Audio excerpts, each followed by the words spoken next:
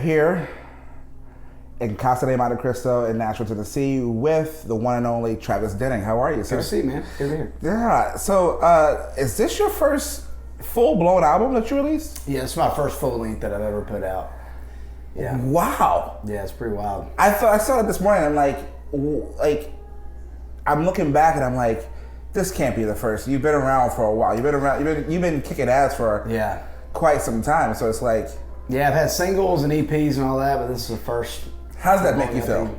It feels great. I mean, it. You know, I think it was worth waiting on. You know, I mean, I don't know if I ever necessarily had enough of what felt like a great record until now. You know, it was one of those things where I got 7 or 8 songs into the recording process, and I was just like, well, hell, if I cut 4 more, it's pretty much a record, you know, and that's really what it was. I mean, so it just, it just feels great to finally have a big piece of music out. It's refreshing. First of all, that's why I drink. That's why I drink. Yeah. To kick off with that song, because I'm sitting there thinking like, okay, when's the big drum kick? When's the big bang coming in? And I'm like, wow, it wasn't too much and it wasn't too less. It was like perfect production on that. What was the day like recording that song? And was that the first song you recorded on the album? It was one of the earliest songs we cut for the record, and I think for me, what was great about that song, what I liked about it was kind of the benchmark for what I wanted to get out of the album. And I kind of had these 3 standards / bullet points for me that I wanted to do with each song, which was number 1, just cut great songs no matter what they are. I didn't write that song. It was a song that I was in love with for years, and I finally just recorded it. It's a great song. I wanted to challenge myself vocally on this record, maybe a little more than I had in the past, and that song is a pain in the ass to sing, and it's got some crazy melody stuff. And then number 3 was just have the guitar, the production centric point. You know, I mean, I'm a guitar player at heart. I started playing when I was 11 years old, and so I wanted those 3 things to be a part of every song. And Why I'm Drinking was the first song that I thought checked all those boxes really well. And so for me, from a personal standpoint, that's why I kicked off the album with it. But on like kind of an artistic side of it, I just thought it was different than what I'd done. I mean, every EP I ever had kicked off with some big in your face drinking or like honky tonk, country song. And of course there's plenty of that on this record, but I just wanted to throw people for a loop and kind of set a different tone. And I just think me and that guitar being the first thing you hear for 90 seconds before the drums come in was just a cool thing. It was really cool because like I said, excuse me, like I said, I was anticipating like maybe second verse, like just in your face, and it's just a perfect song to start this album off of. So let's fast forward. One of my favorite songs is the Strawberry Wine and Cheap Six Pack. Did you write that song? Yeah, I wrote that song with 3 of my good friends, and that was, man, we wrote that I think maybe in late 2022, maybe early 2023, and we recorded that song. That was the first song released off of this project in March of 2023. So yeah, we wrote it in 22. It's just a fun, like it's kind of a production throwback to like the mid-late 2000s country music, which is like, that was my bread and butter of what I fell in love with, like Keith Urban, early Luke Bryan, and like some of like the Rascal Flatts, and just some of that really polished like 4 on the floor stuff. That's the country music I fell in love with. Like it was so, it was so polished, and so with that song, I wanted it to like melodically feel like that. I wanted the music to feel like that, and my co-producers Paul DiGiovanni and Jeremy Stover, I mean, man, they just like. Paul nailed that song, and that's kind of, I think that's like his wheelhouse really good, is that stuff that's like on the eardrum, upbeat, like just big stuff. He just crushes that. So yeah, it was a fun song. So I always like to ask this question to people who've been around for a while, because you've been around for a while, even though this is your first full-length album. What's different, creatively wise, what is different for you how has your mindset changed going into the studio now than, let's say, when you went into the studio to record Abby? Yeah, I think for me what's changed is just I feel like my foot got in the door a little bit. You know, I don't know if I'm in VIP yet, but they let me in the club at least. This proverbial club of music careers, and so now it's a little bit more relaxed. And I mean, I've spent a lot of time in studios over the past 6 years, and so there's a comfort level that I think just comes with it. I feel like the imposter syndrome has worn off a little bit. I feel like I can actually go in and understand what we're trying to get out of the song. And as a guitar player, I think I've just become a better, session guitar player in the sense of recording guitar, because that's something that people don't realize. I mean, there's a massive difference between playing guitar live and being like a live musician and being a studio musician. I mean, you gotta, it's gonna last forever, so it's gotta be perfect, or at least perfect for the part. Right. And so early on, I didn't play a lot of the electric guitars on the records, and now I play all of them. Which is crazy, because like you are a guitar player first. Yeah. You know what I mean? I think just early on, I was a little intimidated by the process, and so I was like, Derek Wells, best damn guitar player in town. Let's let him play the parts, and I'll play them live. And I'd cut the guitar solos or something, and then it just slowly evolved to where I was like, okay, well, I'll play on a little bit of it. And then I started playing on almost everything by the second EP. And then from my last EP and then this record, of course, I mean, it's every electric guitar you hear was me. And then some of the acoustics. Acoustics are hard as shit to record, so I still don't touch those very often. I'll trust the professionals for that one. So you're a guitar player at first. So who are some of your heroes that you've looked up to growing up? Dwayne Allman Brothers Band, Toy Caldwell from Marshall Tucker Band, Angus Young, AC/DC, Jimi Hendrix. And then just guys that are still kicking and stuff like Derek Trucks, who played in the Allman Brothers Band, but then he has Tedeschi Trucks Band with his wife. I think he's the best living guitar player on planet Earth. I think just anybody who you can hear them play guitar, immediately it's them. Yeah, it's their voice. I think that's such a hard thing to accomplish, especially just today, because I feel like we can see people's faces, we can put a face, but back then it's like you would just hear a song. Right. And so I think anybody who did that was definitely the big five. I think when you talk about the people that you can hear immediately, you know who they are. I think I've narrowed it down with Keith Urban and Brad Paisley. Totally, yeah, for sure. They have their thing. I think I've narrowed it down where it's like Keith is more a little bit on the rock side, right?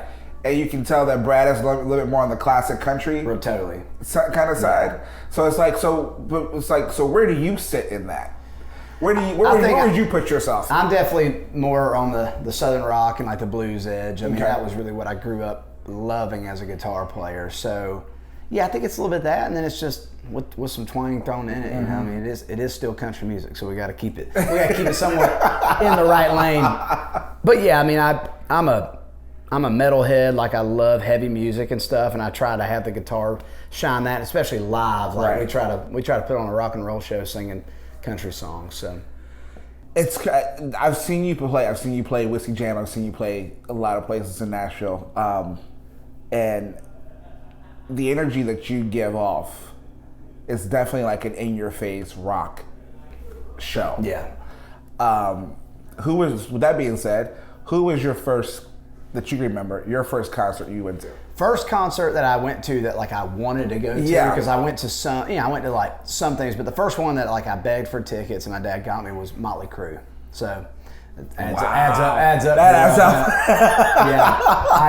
I saw Motley Crue on the Carnival of Sins tour. I was 12 years old, and I was like, I don't want to play with video games anymore. I think I want to play guitar. And man, it was just awesome. It was a truly like pinnacle moment in my life. That was the moment you knew that you did. I was like, yeah, this is awesome. Like I just was like, and then that's when I just felt head over heels in love with live music, wanting to go to shows and concerts and things of that nature, and that really hadn't changed. I still love going to concerts. Yeah, I saw you at Hardy concert. Yeah.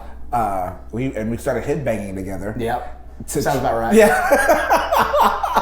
To sew it out. We were definitely headbanging together. So let's talk about this, because you had a duet with Hardy. What does that friendship mean to you?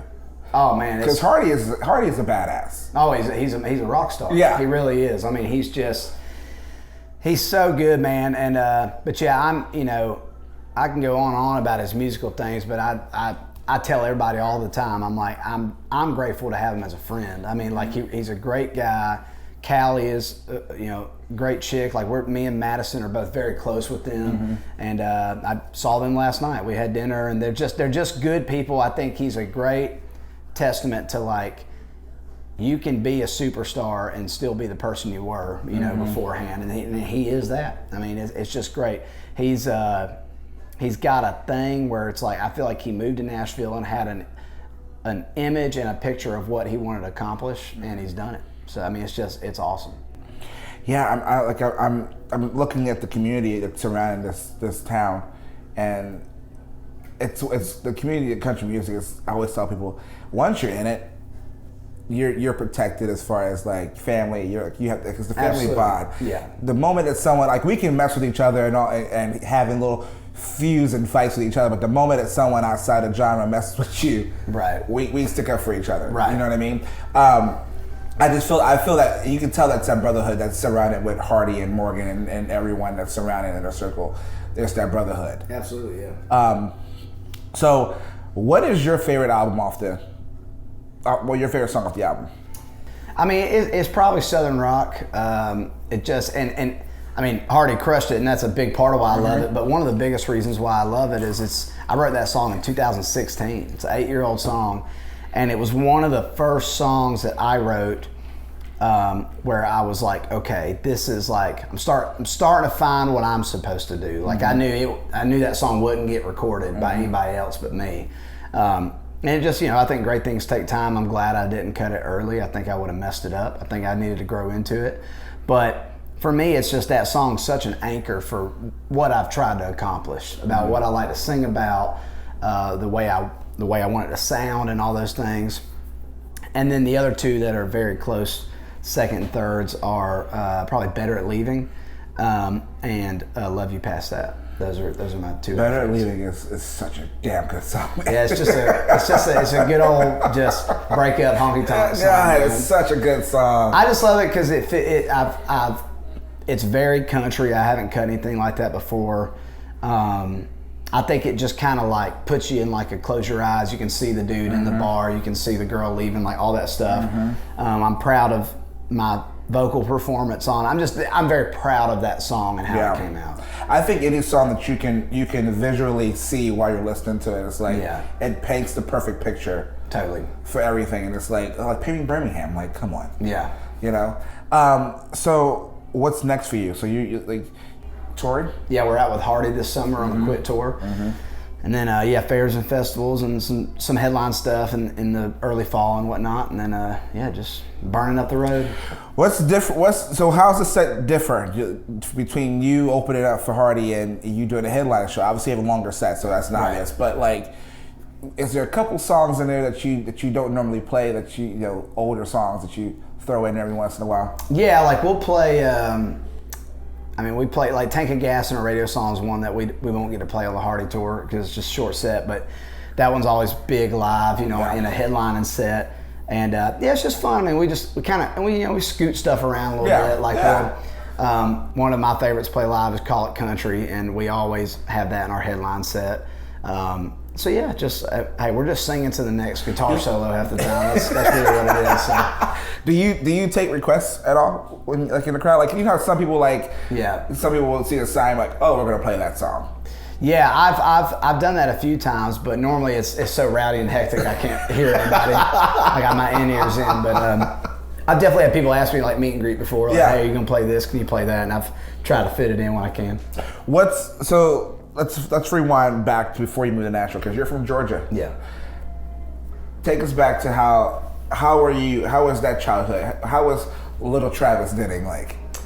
Hey, pretty normal, honestly. I grew up just a regular old life. Mom and dad. I had a younger sister, and born and raised in Warner Robins, Georgia. It's an Air Force town, so there's a big Air Force base, and so kind of a lot of mix of different people from different places and different backgrounds and stuff. But I mean, by the time I got a set of keys, I just lived that normal high schooler, like, want to drive everywhere, and I felt like king of the world, and I think that my affinity and love for like traveling and things of that nature and driving and stuff like started then. But Yeah, I didn't play no sports. I just played guitar. You didn't play any sports at all. I tried everything. I sucked at all of it. So I was like, then I picked up the guitar and I was like, okay, this makes sense. I thought you at least would be a baseball player. Nah, I got hit once in the ankle at practice, and I was like, this ain't for me. I was like, that's kind of like me in football. I got hit once in football, and I was like, yeah, I'm not. I played football, and I was a lineman, which is hilarious. When I was younger, and I enjoyed it. I'm super passionate about football, but just not playing it.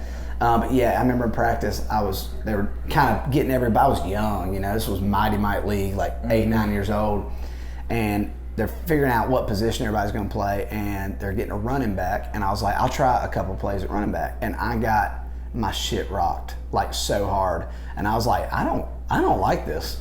I do not want to get hit like this. So yeah, that was when I was like, I'll be a lineman. I'll just push. You don't really get hurt that bad as a lineman. So I tried them all. Yeah, I tried basketball, and then someone landed on my ankle, and I'm like, yeah, I'm not. I walked home with a broken foot. Yeah, if you stood me in front of a basketball goal and gave me 30 shots, I don't know if one would go in. I can't. I mean, I'm just so bad at basketball.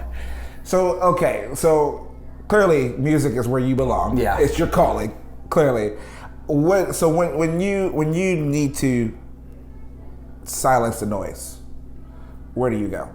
Take us to the place where you go and you want to just like, yeah. I want to relax. I want to just be me. I want to just sit in my thoughts for it. Yeah. I mean, I love to fish. That's my biggest thing. Mm-hmm. And then, I mean, hunting as well to an extent. I mean, I love deer hunting, and I like duck hunting. And so those things are, I mean, duck hunting's a little bit more camaraderie, like you're with your people and you're in a blind talking and drinking beers and having fun.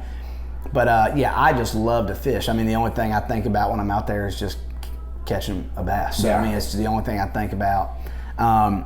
And I feel like it's one of those things where it's like, do you go there to escape? It's like, no, I just really want to catch a big ass bass. I mean, it really is like, but in doing so, variably, I'm fortunate enough, it does let you escape, take a breather, and a good day of fishing is like it takes out the mental trash and makes everything feel better. It's crazy, because my thing is bowling. And I love to go bowling. So it's like, that's my escape. Now I'll go bowling by myself, and I'll bowl for myself for like 6 hours. But it's like, I'm the same way. I'm not really like thinking about anything, but just knocking the damn pins down. Yeah. Trying to make my score better. Yeah. That's pretty much what I want to do. So one last question here. And we can edit this out if you want to edit it out, because I don't know if we're allowed to talk about it. But I heard that you have a cut, or was going to have a cut, with Cody Johnson and Karen DeWitt. Yeah. Is that still happening? Yeah, it's happening. I don't know anything about it. Yeah. But I do know that it happened. It's happened. It's happened. Yeah. And I think, hey, look, Cody's the one who said it. So that's why, I mean, I couldn't tell anybody for a long time. And then he said it, and I was like, I could tell people. Okay, I wasn't sure if he had said it or not. That's why I'm like, okay. What I heard was that he brought it up in an interview, and then Carrie Underwood was like, damn, man, I thought we were going to do a bigger thing. That's why I heard that. He was like, oh, whoopsie daisy, I said it. But I have no idea when it's coming out. And I'll leave the title for the release date. But yeah, I wrote that song, and I'm very excited about it. Yeah, I gotta hear this song. I gotta hear this song. I think, and all I'll say is I think it's one of the best songs I've ever written. Really? And I wrote it in 2015. It's amazing how the greatest songs can sit. Oh yeah. I'm learning that now more than ever. Like, it's so wild. Just how, I mean, and it's making me go, damn, did I hit my stride? And did I write all my good songs in 2016? Maybe I need to go back to the well and just cut those. But, like, I put out a song called Good Years in 2020. I wrote that song in 2016. Dave Ashley Parker and After a Few were written probably within like 3 months of each other. I mean, granted, they came out really early, this song with Cody and Carrie, I mean, hell, I don't know when it's going to get released. If it's next year, whenever it's going to be, it could be a 10-year-old song by the time it's released, and Southern Rock was 8 years old. I mean, so it's just, I don't know. I think it's just, that just proves that great songs win, and sometimes it just takes time. It just takes time. I mean, Bless the Broken Road sat on the shelf for 10 years it was super old before it song. was released. Crazy. That's crazy, man. Well, thank you for taking time out your day. Yeah, man, thank you. This has been phenomenal. Go check out Travis Denning on Roads That Go Nowhere. That's what it's called. Roads That Go Nowhere. Roads That Go Nowhere. Jeez. It's a long day. No, it's a long day. All good, bro. All good. Check it out. Go stream it everywhere. This has been awesome. Thanks, man. Travis Denning, ladies and gentlemen.